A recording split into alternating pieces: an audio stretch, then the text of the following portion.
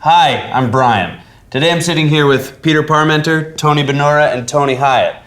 Today we're talking about CERTA-labeled cedar roofing systems. And of course, installation is of the utmost importance, so let's get right down to details.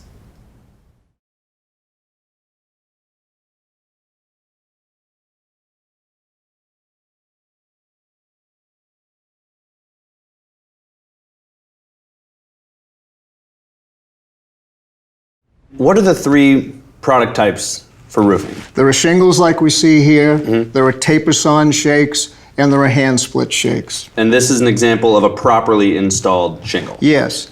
The keyways are correctly offset, the exposure is proper, and the nails are nailed in the right position. So this won't leak. And any kind of roofing installation, the number one concern is for safety. Always apply proper safety practices. Absolutely.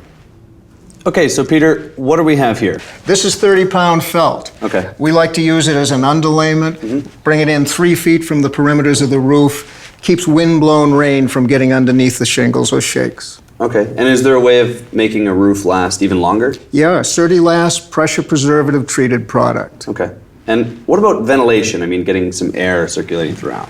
Well, there's 3 basic types. There's continuous ventilation product, there's spaced sheathing, and there's crossers and nailers. What type is strictly the option of the homeowner? And what about interlaying felt between the shingles? We never interlay felt between shingles, only shakes. And is there a synthetic underlayment? We really haven't studied synthetics.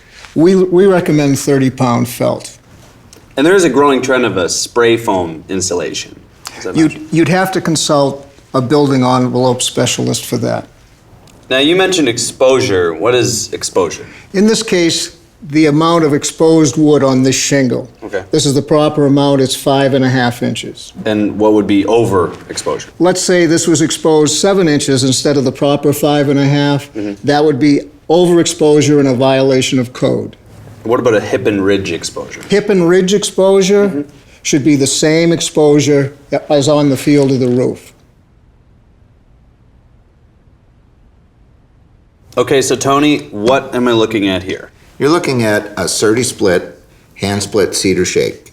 It's a heavy, which makes it 3/4 of an inch thick, and there's an exposure that's a little larger because it is a shake. It's 7.5 on an 18-inch shake. Okay, so that's one key difference. I'm also noticing that we've got the felt seems to be between. Right, there's an interlace felt, which actually makes the third ply to the roofing system. And that felt never comes more than 3 to 4 inches over the top of the shake. Okay, and the keyway, is that the same? The keyway is a little larger. It's 3/8 of an inch to 5/8 of an inch. But fastening? Fastening's the same. It's still 1.5 inches above the exposure line, 3/4 of an inch in from the edge. How do I care and maintain a cedar roof? You keep it clean, keep the keyways open, get the debris off the roof. If there's moss on it, you want to keep that cleaned off too. And can I power wash? We don't recommend you power wash, but if you do, make sure it's a low pressure power washer. You have a trained technician to do it.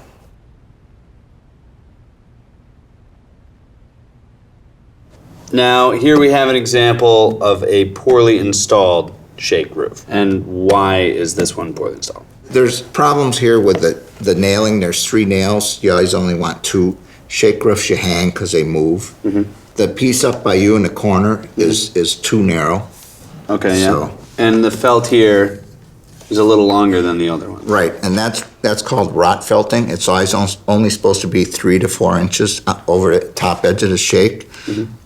Most of the time, when they rot felt down to the exposure line on the shake, and then that causes the shake not to dry out properly.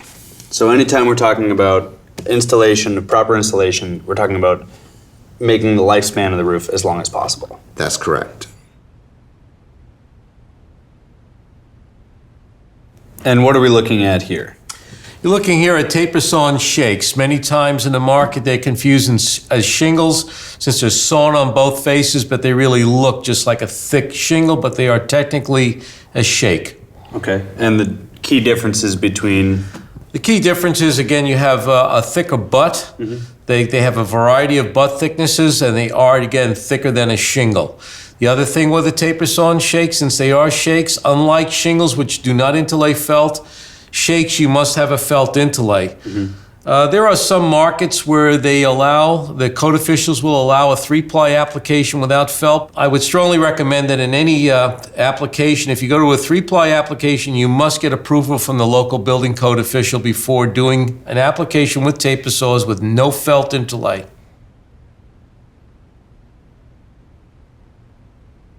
And I noticed that over here, the underlay is coming down a little low on this one. Yeah, you'll see that felt was dropped too low, and that's where you'd have the wrought felting. Here you'll see the felt is correct, the positioning is correct, but over there the felt was dropped too low, and you get an example of wrought felting.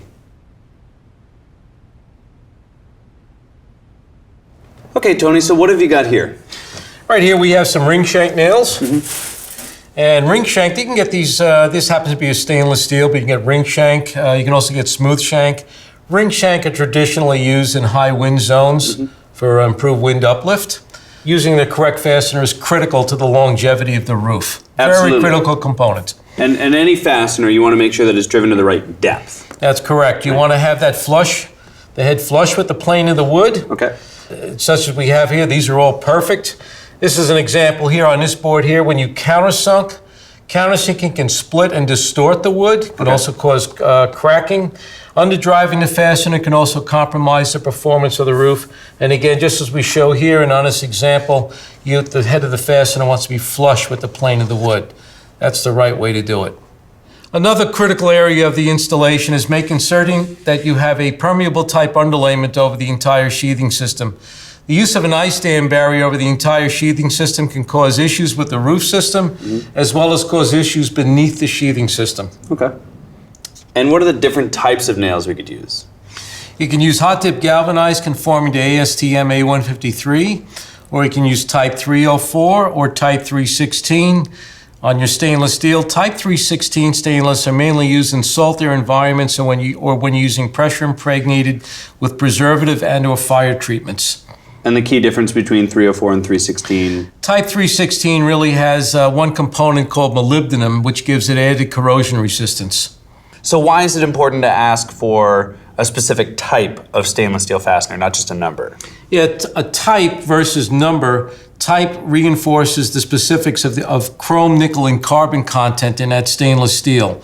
In the case of a type 316, it's the percentage of molybdenum to give added corrosion resistance to that stainless steel. I would have to use a different type of fastener for a treated versus a non-treated shingle or shake? Yes, when you're using pressure impregnated with preservative, you would use a type 316 stainless steel. When you go into pressure impregnated with fire retardant treatment, you would use type 316, but it's still best to contact the fire retardant treatment company for their specifics on fasteners. What are building code requirements? International residential and international building codes require the use of ASTM standard A153 in your hot dip galvanized and type 304 and type 316 stainless. There are manufacturers of fasteners who have fasteners specific for wood roofs and wood sidewalls. Are staples applicable or? Staples can be utilized as long as they're a type 304 or type 316 stainless. They must be 16 gauge. Minimum crown 7/16 of an inch, maximum crown 3/4 of an inch. And what about fastener positioning? Positioning of the fastener is critical. The fastener shall be placed approximately 1.5 inches above the exposure line, 3/4 of an inch in from the edge. Positioning the fastener too far up the exposure line can cause the butt end to ski tip. Positioning the fastener too far in from the edge can cause the edges to lift up, and you can compromise performance of the shingle. So what can you tell me about keyway spacing with expansion and contraction? Keyway spacing is not only gives the traditional look of shakes and shingles, but it's critical due to the dimensional change in the wood. For every 4 inches of width, you're going to have a dimensional change of 1/8 of an inch. Placing the shingles too tight could cause the shingles to fish mouth and buckle and compromise the performance of the roof. And what is face nailing? Face nailing is when you observe a fastener on the field of the roof, on the exposed portion of that shingle. Face nailing can not only cause splitting, but you can also have a leak within the structure. Thank you very much, Tony. For free technical assistance on any CERTI labeled shakes and shingles, you can contact the Cedar Shake and Shingle Bureau.